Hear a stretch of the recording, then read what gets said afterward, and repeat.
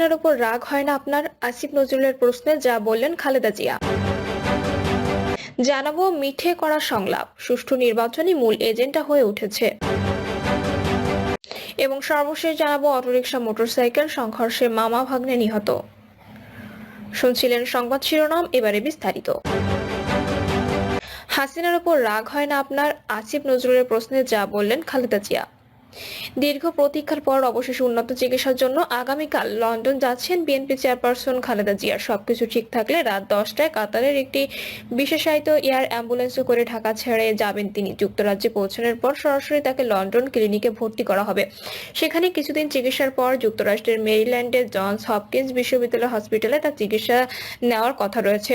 খালেদা জিয়া লন্ডনের উদ্দেশ্যে দেশ ছাড়ার একদিন আগে তার সুস্থতার জন্য দোয়া করে সামাজিক যোগাযোগ মাধ্যম ফেসবুকে একটি পোস্ট দিয়েছেন অন্তর্বর্তী সরকারের আইন বিষয়ক উপদেষ্টা অধ্যাপক ডক্টর আসিফ নজরুল। সেখানে তিনি খালেদা জিয়া যেন সুস্থ হয়ে দেশে ফিরে বাংলাদেশের গণতন্ত্র আর অগ্রগতি বিনির্মাণে যেন ভূমিকা রাখতে পারেন সেই প্রত্যাশাও ব্যক্ত করেন এই উপদেষ্টা। ওই পোস্টে আসিফ নজরুল লিখেছেন, চিকিৎসার জন্য নভেম্বরে বেগম খালেদা জিয়ার বিদেশে যাওয়ার সম্ভাবনা ছিল। সেরকম একটা সময় আমি ওনার সঙ্গে সৌজন্যমূলক সাক্ষাৎ করতে যাই। এখানে কথা হয় কিছুক্ষণ ওনার বাসভবনে। বেগম জিয়া গণঅভ্যুত্থানের ছাত্র নেতৃত্বের প্রশংসা করেন এবং অন্তর্বর্তী সরকারের সাফল্য কামনা করেন। জানান সবসময় তিনি খবর রাখেন দেশের। তিনি লিখেছেন, আমি ওনার স্বাস্থ্যের কথা, হাসিনা শাসনামলে সময়ের কথা জানতে চাই। লক্ষ্য করি তিনি একবারও শেখ হাসিনার নাম নিচ্ছেন না।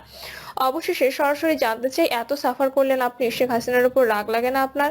তিনি একটু নীরব থাকেন, তারপর ম্লান কণ্ঠে বলেন, রাগ করে কি করব বলেন, আল্লাহর কাছে বলি। খালেদা জিয়ার এমন কথায় অবাক হয়েছেন জানি আসিফ নজরুল আরও লিখেছেন, আমি অবাকই হই। 15টা বছর শেখ হাসিনাকে জঘন্য ও অশ্লীল মিথ্যাচার আর নির্মম নির্যাতন করেছে বেগম জিয়ার প্রতি এবং একই সঙ্গে ওনার দলের হাজার হাজার নেতাকর্মীকে, অথচ একটা খারাপ শব্দ তিনি উচ্চারণ করলেন না শেখ হাসিনা নিয়ে। সবশেষে বেগম জিয়ার লন্ডন যাত্রা নিয়ে তিনি লিখেছেন, আগামীকাল বেগম জিয়া চিকিৎসার জন্য যাচ্ছেন লন্ডনে। আল্লাহর কাছে দোয়া করি তিনি যেন সম্পূর্ণ সুস্থ ফিরে আসেন দেশে, আবার যেন ভূমিকা রাখতে পারেন বাংলাদেশের গণতন্ত্র আর অগ্রগতি বিনির্মাণে। মিঠে করা সংলাপ সুষ্ঠু নির্বাচনই মূল এজেন্ডা হয়ে উঠেছে।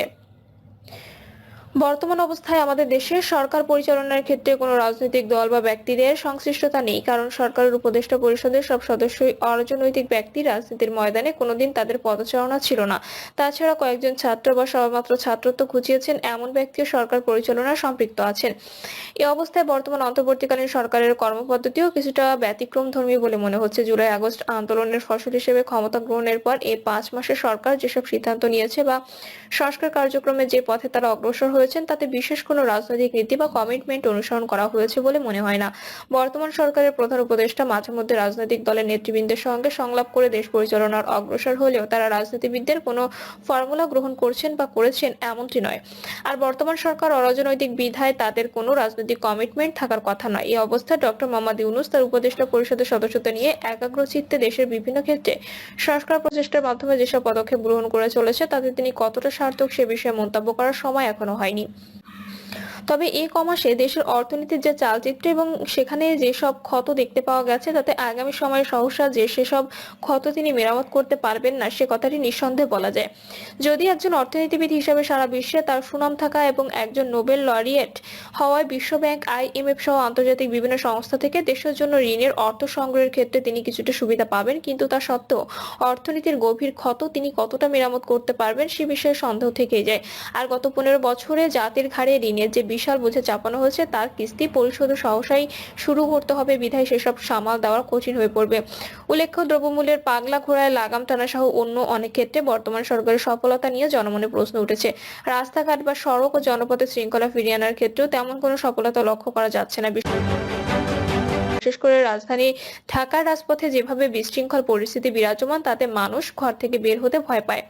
আর এক্ষেত্রে পুলিশের নিষ্ক্রিয়তাও চোখে পড়ার মতো। তাছাড়া দেশের অর্থনীতির অন্যতম নিয়ামক ক্ষেত্র পুঁজিবাজার নিয়ে বর্তমান সরকারের প্রতি বিনিয়োগকারীদের যে আশা ছিল তা পূরণে অন্তর্বর্তীকালীন সরকার তেমন কোনো সাফল্য দেখাতে পারেনি। বরং পুঁজিবাজার নিয়ে অর্থ উপদেষ্টার বক্তব্য ও বডি ল্যাঙ্গুয়েজ নেতিবাচক হওয়ায় পুঁজিবাজারের এর প্রভাব পড়েছে বলেই মনে হয়।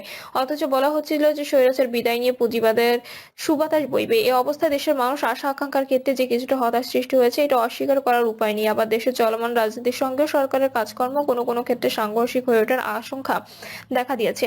যেমন সংস্কার আগে না নির্বাচন আগে হবে তা নিয়ে বিতর্ক বর্তমানে বড় আকার ধারণ করেছে এবং এসব বিষয়ে একটি রাজনৈতিক দল মাঠে নেমে আন্দোলন সংগ্রামের হুমকি দিয়েছে।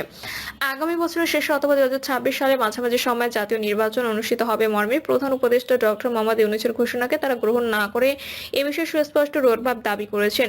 সবশেষ খবরে জানা গেছে দলটির নেতারা 2025 সালের মধ্যে জাতীয় নির্বাচন চাচ্ছেন, ফলে আগামী ডিসেম্বরে নির্বাচন অনুষ্ঠিত হবে বলে আমরা ধরে নিতে পারি। কারণ প্রধান উপদেষ্টা বা তার উপদেষ্টা নির্বাচনের দিন তারিখ নিয়ে কোনো আন্দোলন মোকাবিলার পথে হাঁটবেন বলে মনে হয় না। বিশেষ করে বিএনপির মতো বড় দলটি যেহেতু 2025 সালের মধ্যে নির্বাচন চায়, সেহেতু এ বিষয়ে কোনো চ্যালেঞ্জ গ্রহণ করা সরকারের জন্য সমীচীন হবে না। দু একটি দল বাদে দেশের অধিকাংশ দলই এখন নির্বাচনমুখী। এই অবস্থায় আগামী নির্বাচন নিয়ে চিন্তাভাবনা বা পথ চলাই বর্তমান সরকারের জন্য এই মুহূর্তে সর্বাপেক্ষা গুরুত্বপূর্ণ বিষয় বলে মনে করি। আর সেই সঙ্গে এই কথাটিও বলে রাখতে চাই, আগামী নির্বাচনে যাতে ক্লিন ইমেজধারী তথা সৎ ত্যাগী জনদরদী সুশিক্ষিত মেধাবী শ্রেণীর ব্যক্তিরা নির্বাচিত হয়ে আসতে পারেন, এখন থেকেই সে বিষয়ে সংশ্লিষ্ট সবার একযোগে কাজ করা উচিত। বিশেষ করে নির্বাচন কমিশনের ঘুরে দাঁড়ানোর বিষয়টি ক্ষেত্রে অত্যন্ত গুরুত্বপূর্ণ। অন্যথায় অতীতের মতো একই ফর্মুলা নির্বাচন করে কোনো লাভ হবে বলে মনে হয় না। জনপ্রতিনিধির নামে দেশের মানুষের যে লাউ সেই কদুই পাবে, কারণ নির্বাচন সময় যদি সাধারণ নিরীহ মানুষ, বিশেষ করে দরিদ্র শ্রেণীর মানুষের ভোট কেনাবেচা করা সম্ভব হয় বা ভয়ভীতি দেখিয়ে ভোট আদায় করা সম্ভব হয়, সেক্ষেত্রে শতবার এমন নির্বাচন করলেও মূল সমস্যার কোনো সমাধান হবে না। একজন কালো টাকার মালিক টাকার বস্তা নিয়ে নির্বাচনী ময়দানে নামতে পারলে বা বড় বড় ধনাঢ্য মতলববাজ ব্যক্তি বস্তা ভর্তি টাকা নিয়ে নির্বাচনী প্রার্থী হতে পারলে নির্বাচিত হয়ে তারা সুদে আসলে তাদের সেসব টাকা উসুল করে নেবেন। আবার কোনো গুন্ডা বাহিনীর মতো নেতা তাদের বাহিনীর পেছনে অঢেল অর্থ খরচ করে জোর জবরদস্তির মাধ্যমে ভয় দেখিয়ে বা চাপে ফেলে ভোটারদের ভোট আদায় করতে পারলেও ফলাফল একই দাঁড়াবে। সেক্ষেত্রে তারা সবাই সরকারি উন্নয়ন কর্মকাণ্ডের টাকা লোপাট করে টেন্ডারবাজি ইত্যাদির মাধ্যমে সরকারি কোষাগারের অর্থ তথা জনগণের ট্যাক্সের টাকা সহ প্রবাসী শ্রমিকদের রক্ত পানি করে উপার্জিত দেশে পাঠানো রেমিট্যান্সের অর্থ সবকিছু লুটে নেবেন।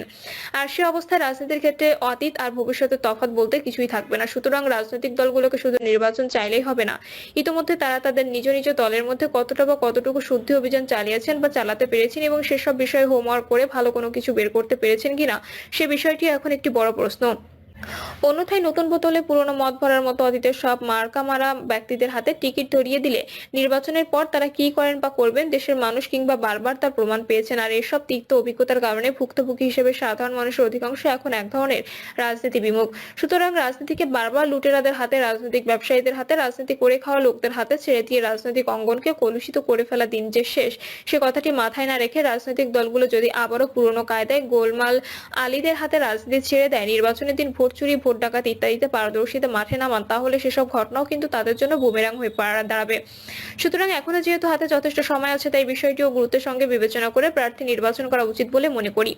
কারণ সবারই মনে রাখা প্রয়োজন, 1-11, জুলাই আগস্ট বিপ্লব ইত্যাদি ঘটনা কিন্তু রাজনীতিবিদদের অতি